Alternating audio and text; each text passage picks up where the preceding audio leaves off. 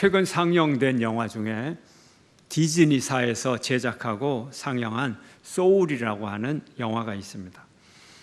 영화 속의 인물 주인공 조 가드너, 그는 천재적 피아니스트인데 그의 이름을 널리 알리지 못하고 뉴욕에서 한 학교의 음악 교사로 일을 합니다. 그런데 드디어 꿈에 그리던 무대가 다가왔습니다. 우연히 만나게 된 지인을 통해서 꿈에 그리던 그 유명한 재즈 클럽에서 연주하게 된 꿈 같은 날이, 그 꿈이 이루어졌습니다. 이제 첫 연주를 앞둔 어느 날 우연한 사고로 이 사람은 생사를 헤매게 됩니다. 회생이냐 죽음이냐 그 기로에 서면서 그가 육체로부터 이탈하여 죽음 이전과 이후의 세계를 경험하게 됩니다. 그리고 우여곡절 끝에 다시 이 세상으로 돌아오게 되었습니다. 그때 그는 현재의 삶이 얼마나 소중한지 그것을 깨달았고, 인생의 순간순간이 가치 있는 것임을 깨달았고, 인생의 의미를 찾았습니다. 그가 새로운 삶을 시작하면서 이렇게 다짐을 합니다. 인생을 어떻게 보낼 거예요? 하나는 확실해요. 매 순간을 즐길 거라는 것. 인생의 즐거움을 놓치지 마. 예를 들면 피자. 그렇습니다. 피자 한 조각, 떡 한 덩어리, 밥 한 숟가락. 여기서 오는 즐거움도 하찮은 즐거움이 아니고 아주 소중한 즐거움, 놓쳐버릴 수 없는 행복한 순간이라는 거죠. 그가 드디어 꿈에 그리던 유명 재즈 클럽에서 첫 연주를 마쳤습니다. 아주 성공적인 연주였습니다. 꿈에 그리던 무대였습니다. 근데 막상 첫 연주를 성공적으로 끝나고 나니 공허감이 그에게 찾아왔습니다. 뭐 별거 있겠습니까? 그를 발탁했던 극중 인물, 유명한 연주자 도로테아 윌리엄스가 이런 이야기를 합니다. 젊은 물고기가 나이든 물고기에게 헤엄쳐가서 물었지, 바다라고 하는 걸 찾는데요. 바다? 나이든 물고기는 말했어. 여기가 바다야. 젊은 물고기는 말했지, 여기요? 이건 그냥 물인데 내가 원하는 건 바다라고요. 이 이야기를 해주었어. 영화 속 주인공 조 가드너, 그가 영광스러운 자리에 올라가 보니 별것 아니었습니다. 성공이 인생의 행복을 주는 것이 아니라 만족하고 감사하고 의미 있게 살아가는 것이 인생의 행복을 줍니다. 엄청난 행복의 바다를 찾아 떠나서 그 바다를 만나면 행복할 것 같은데 우리는 늘 시시한 똑같은 물 속에서 사는 것 같습니다. 그러나 시시한 그 물이 바로 엄청난 행복의 바다라고 하는 사실을 깨달아야 되는 것입니다. 잃었다가 다시 찾은 삶의 행복, 삶의 소중함입니다. 목적을 이룰 때 행복한 것이 아니라 우리 삶 자체가, 늘 살아가는 삶이, 피자 한 조각, 떡 한 조각, 밥 한 숟가락이 늘 행복한 순간임을 알아야 하는 것입니다. 하나님은 잃었다가 다시 찾은 우리를 기뻐하십니다.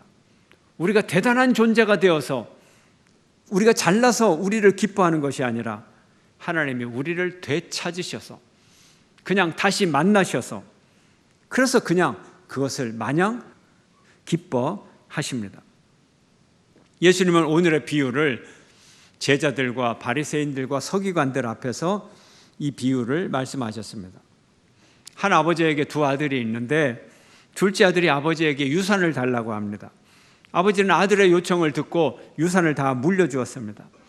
그러자 이 아들은 이 전 재산을 다 챙겨가지고 먼 나라로 가서 허랑방탕한 삶을 살다가 전 재산을 다 낭비하고 궁핍해집니다. 그 나라에 흉년이 들어 더 어려워지자 가장 비천한 직업인 돼지치는 일을 합니다. 그러나 그의 생계는 점점 더 어려워졌습니다. 더 이상 버티지 못한 상황까지 갔습니다. 이제 그래서 그가 아버지께 돌아가 자기를 일꾼으로 받아달라고 그렇게 말하기로 결심을 하고 집으로 돌아갑니다. 그런데 아들에게 놀라운 일이 생겼습니다. 동네 어귀에 이르렀는데 저 멀리서 아버지가 먼저 알아보고 아들을 향하여 달려와 목을 안고 입을 맞추고 환영을 했습니다. 아버지는 그를 꾸짖지 않고 온 동네 사람들을 초대하여 축제를 열었습니다. 일하다가 돌아온 맏아들, 자기 동생이 돌아왔다는 소식과 그래서 잔치한다는 이야기를 듣고 질투심을 느껴 맏아들은 집으로 들어가기를 거절을 합니다. 아버지가 집 밖에 나와서 맏아들을 초대합니다. 얘 왜 거기에 있냐? 네 동생이 돌아왔어. 맏아들을 초대합니다. 둘째 아들은 죽었다가 다시 살아났으며 잃었다가 다시 얻었으니 우리가 함께 즐거워하고 기뻐하자. 아버지의 말씀입니다. 이 비유에서 두 아들을 보면 두 아들의 재산, 관심은 처음부터 끝까지 재산입니다. 처음부터 끝까지 돈에 관심이 있습니다. 11절에 이 비유가 시작될 때부터 비유가 끝날 때까지 보면 재산 중에서 내게 돌아올 분기 그 살림을 각각 나누어 주었더니 재물을 다 모아 허랑방탕하여 그 재산을 낭비하고 다 없앤 후 흉년이 들어 비로소 궁핍. 또 17절을 보면 양식이 풍족한 품꾼. 31절에 살림을 창녀들과 함께 삼켜버린 내 것이 다 내 것이로되. 끝까지 다 재산에 대한 관심. 줄거리가 그렇게 돼 있어요. 제가 앞에서 이 이야기를, 이 비유를 요약하여서 여러분에게 말씀드릴 때 자막에 제목을 뭐라고 붙였느냐 하면 잃어버린 자들의 비유다 이렇게 말했어요. 잃어버린 자들. 아버지의 비유, 탕자의 비유, 맏아들의 비유가 있지만 이 모든 비유의 공통점은 잃어버렸다. 세 사람 모두 잃어버린 자들이다 하는 것입니다. 오늘 본문의 비유에서 가장 먼저 잃어버린 사람은 아버지였습니다. 둘째 아들은 먼 나라로 자기 전 재산을 챙겨서 먼 나라로 떠나면서 아버지를 잃어버렸어요. 아버지와 관계가 단절이 되었어요. 더 정확히 얘기하면 아버지를 버렸어요. 그래서 아버지가 잃어버린 존재가 된 것이죠. 둘째 아들이 집으로 돌아오기를 결심하면서 내가 하늘과 아버지께 죄를 지었다고 얘기합니다. 그런데 이 하늘과 아버지께 죄를 지었다는 이 죄 속에 아버지를 버린 죄, 아버지를 잃어버린 죄는 포함되어 있지 않습니다. 그 머릿속에 그런 건 없어요. 무슨 죄냐? 재산을 낭비해버린 죄, 요까지만 생각하고 있어요. 아버지와의 관계를 끊은 죄, 이거는 둘째 아들이 전혀 생각하지 않고 있어요. 이에 스스로 돌이켜 이르되 내 아버지에게는 양식이 풍족한 품꾼이 얼마나 많은가, 나는 여기서 줄여 죽는구나. 또 19절에 아버지의 아들이라 일컬음을 감당하지 못하겠나이다. 나를 품꾼의 하나로 보소서. 오로지 경제적 관계로만 보고 있어요. 옛날에는 아버지였는데 나를 박대를 하지는 않겠지. 아버지는 여전히 잃어버린 존재이고 이제 이 아들은 자기에게 선하게 해줄 선한 고용주를 찾아서 고향 땅으로 돌아오기로 결심을 합니다. 그러나 아버지의 관심은 다릅니다. 둘째 아들이 전 재산을 다 팔아서 외국으로 떠날 때 이때 아버지는 아들을 잃어버렸습니다. 허랑방탕하고 기생과 함께 그 재산을 다 삼켜버렸기 때문에, 재산이 없어졌기 때문에 아들을 잃어버린 게 아니에요. 그 아들이, 불쌍한 아들이 그 돌아오는 모습을 보고 멀리서 보고 달려가서 목을 안고 입을 맞춥니다. 그가 죽었다가 살아난 것, 그리고 잃었다가 다시 찾은 그 아들을 기뻐합니다. 제일 좋은 옷으로 입히고 손에 반지를 끼우고 새로운 신발을 신깁니다. 살찐 송아지를 잡고 온 동네 축제를 열며 먹고 마시고 즐거워하고 풍악을 울리고 춤추고 노래합니다. 바로 이것을 통하여 아들을 다시 되찾은 것이에요. 아버지는 아들을 즐거워했습니다. 일꾼으로서가 아니라 아들로 맞이했습니다. 아들이 아들로 다시 돌아온 것은 아버지의 사랑 때문이지 그의 재산 때문이 아니었고 단순히 그가 돌아왔기 때문이 아니고 아버지가 사랑하기 때문에 그 아들이 다시 회복이 되었던 것입니다. 이제 아버지가 아들을 다시 회복하자, 잃어버렸던 아들을 다시 찾아내자, 이 아들은 잃었던 아버지를 다시 찾게 됩니다. 아버지의 환대와 기쁨, 즐거움, 잔치, 이런 것들이 아버지의 마음을 표현하는 키워드가 되었습니다. 재산이 아닙니다. 아버지로 인하여, 아버지의 사랑으로 인하여 이 아들은 아버지를 다시 찾게 되었습니다. 이제 맏아들이 남았습니다. 맏아들의 관심사 역시 둘째 아들처럼 재산에 있습니다. 동생이 돌아와서 아버지가 살찐 송아지를 잡고 잔치를 하니까 이 맏아들, 그 살찐 송아지에 관심이 갑니다. 그 살찐 송아지를 잡은 것에 대해서 질투심이 나고 배가 아프고 화가 나고 분노가 나고 그렇습니다. 이유가 있습니다. 왜 그랬죠? 항상 아버지 집에서 충성을 다했는데도 아버지는 염소 새끼 한 마리라도, 가장 값싼 거죠. 새끼니까 염소 새끼 한 마리라도 주어서 자기의 친구들과 즐겁게 하라고 한 적이 없는데 그 비싼, 가장 비싼 살찐 소를 잡아서 동생을, 그 탕자를 잔치를 합니다. 가격으로 대비하면 100분의 1이 될지, 소 한 마리와 염소 새끼 한 마리가 100분의 1이 될지 1000분의 1이 될지 모르는 그런 비중으로 아버지는 낭비를 하고 있는 것입니다. 하물며 창녀들과 함께 살림을 다 삼켜버린 그 아들 아닙니까? 종이 와서 말합니다. 당신의 동생이 돌아왔습니다. 아버지가 말합니다. 내 동생이 돌아왔다. 잃었다가 다시 찾은 내 동생. 그런데 이 맏아들은 끝끝내 자기 동생이라는 말을 하지 않습니다. 동생이 아니에요. 관계를 회복하지 않아요. 잃었다가 다시 얻은 동생이 아니라 잃어버린 동생을 다시 찾지 않습니다. 다시 찾는데 실패합니다. 이때 아버지가 맏아들에게 다시 말합니다. 이 내 동생은 죽었다가 살아났으며 내가 잃었다가 얻었기로 우리가 즐거워하고 기뻐하는 것이 마땅하다 하니라. 죽었던 동생이 살아왔어요. 무엇이 마땅합니까? 박대하는 것이 마땅합니까? 함께 기뻐하고 즐거워하는 것이 마땅합니까? 즐거워하는 것이 마땅합니다. 마땅한 것을 마땅하게 하는 것, 이것이 중요합니다. 재산상의 이익이냐 손실이냐가 문제가 아니라 죽었다가 살아난 동생을 기뻐하는 것이 마땅하다는 거죠. 가족의 최고 가치가 무엇입니까? 부모와 자식 간의 관계에 있어서 무엇이 귀중한 일입니까? 부모와 자식 간의 사랑에 있지 않습니까? 그 사랑의 회복이야말로 최고의 가치의 회복인 것입니다. 그러므로 즐거워하고 기뻐하는 것이 마땅합니다. 우리는 이 마땅한 일을 얼마나 마땅하게 여기고 있습니까? 우리의 생각은 얼마나 경제적인 측면에 고착되어 있습니까? 본문에서는 재산의 문제가 아니라 다시 찾은 사랑이 강조되어 있습니다.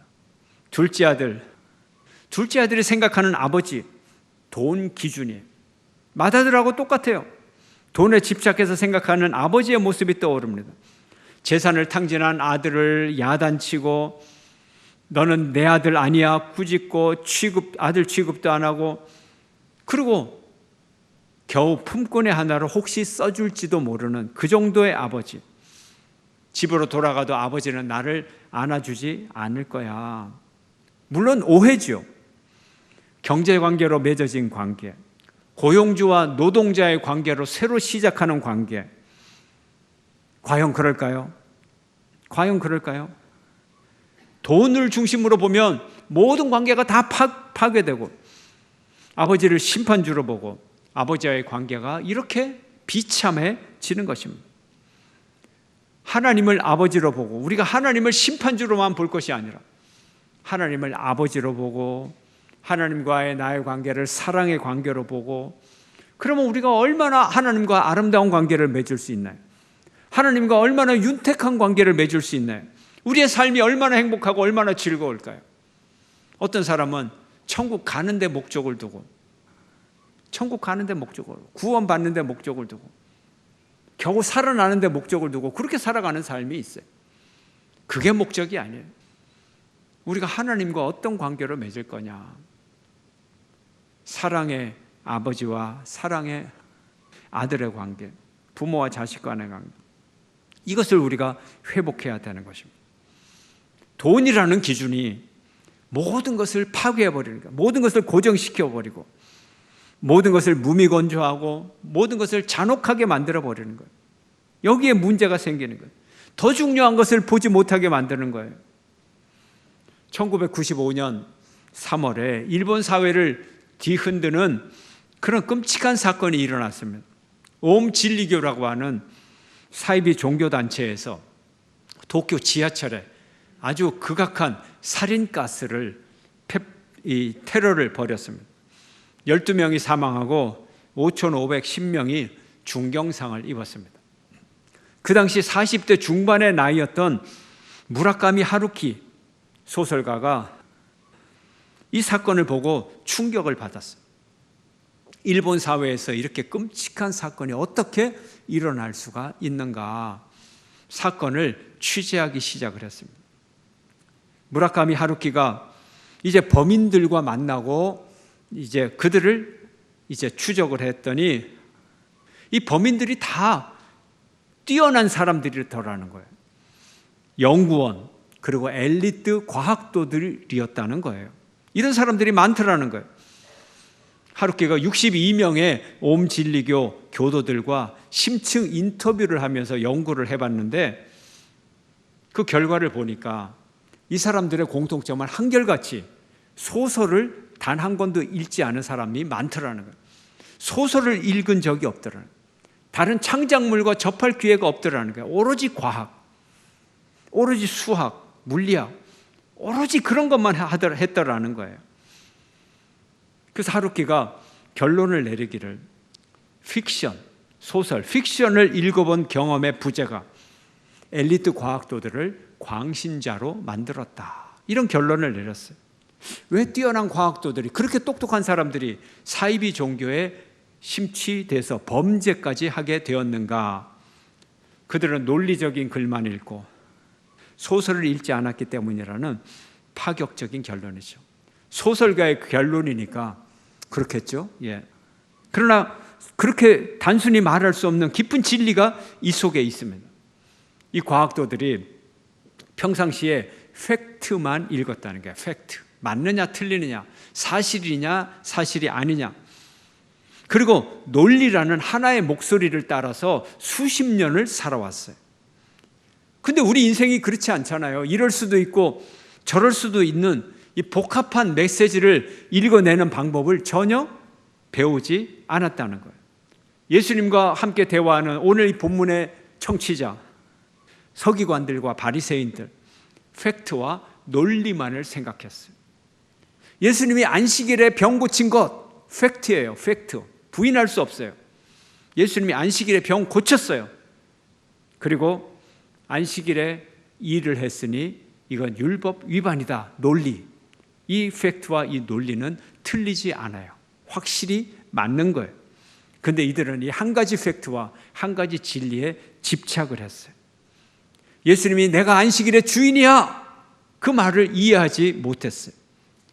장애인들과 병자들의 고통, 단 한 시간, 단 하루라도, 단 몇 초라도 빨리 고쳐달라고 하는 그들의 고통을 이해하지 못했어요. 그들의 갈망을 이해하지 못했어요. 1990년대 우리 대한민국 기독교의 일부에서 휴거를 주장을 했어요. 이 휴거는 종말에 대한 하나의 문학적 상상력입니다. 성경에 보면 예수님이 오시는 모습이 아주 다양하게 나타나 있어요. 아주 다양하게 나타나 있고 종말에 예수님의 모습이 아주 다양해요. 예, 다양해. 꼭 휴거처럼 오는 모습만이 유일한 그런 모습이 아니에요.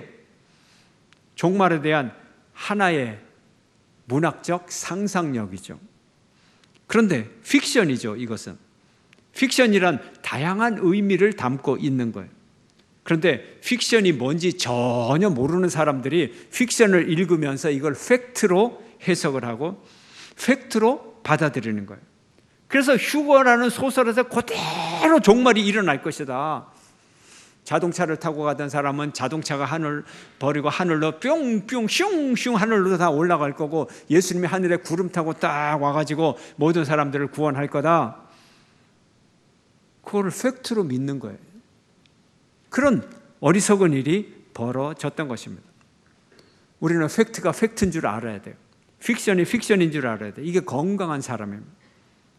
그리고 우리의 최고의 꿈은 하나님 나라의 꿈입니다. 우리의 최고의 꿈은 하나님 나라의 꿈이에요. 하나님은 우리가 가장 아름다운 꿈, 하나님 나라의 꿈을 꾸도록 만들었어요. 하나님 나라는 용납과 이해와 포용과 용서의 꿈이에요. 정죄와 미움과 심판과 판단의 꿈이 아니고 용납과 이해와 포용의 꿈이에요. 오늘 비유에서 맏아들의 이야기가 왜 첨가가 됐는가? 탕자와 아버지의 이야기만 하면 아름다운 종말을 맺어요. 근데 그 분량만큼 3분의 1의 분량을 맏아들의 비유로 연장을 하고 있어요. 상당한 부분으로. 왜 그랬을까요? 맏아들은 둘째 아들이 재산을 탕진한 사실, 그 한 가지 팩트만을 붙들고 있는 거예요. 그가 자기 동생이라는 또 다른 팩트를 무시합니다. 그가 여전히 아버지의 사랑을 받는 존재라고 하는 것, 그 해석을 무시합니다. 동생은 사랑받은, 상처받은 존재예요. 실패한 존재예요. 방황하는 인생을 살아가는 존재예요. 그러나 여전히 아버지의 사랑을 받는 존재, 이걸 다 무시해버리는 거예요. 저놈은 창기와 함께 재산을 말아먹은 놈, 오로지 하나만 붙들고 있는 거예요. 기뻐하고 잔치를 여는 아버지의 마음을 이해하지 못해요. 누가복음 15장을 보면 기쁨, 즐거움, 즐거워하자, 기뻐하자, 이런 표현이 10번이나 나옵니다. 10번. 복음은 대화의 단절이 아니라 대화의 회복입니다. 만남의 회복입니다. 하나님과 죄인의 만남입니다. 세리와 죄인을 돌이켜야 합니다.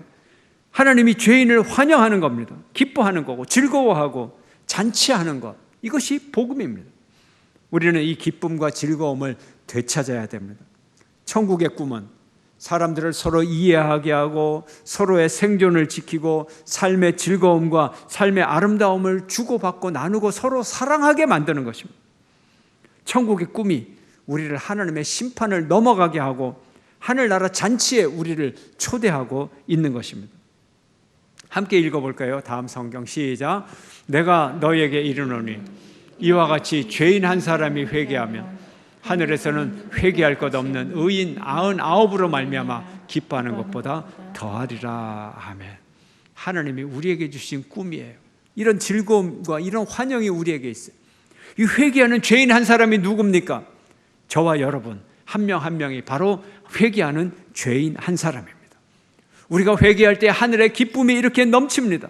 이것이 우리에게 큰 치유와 회복이 될 것입니다.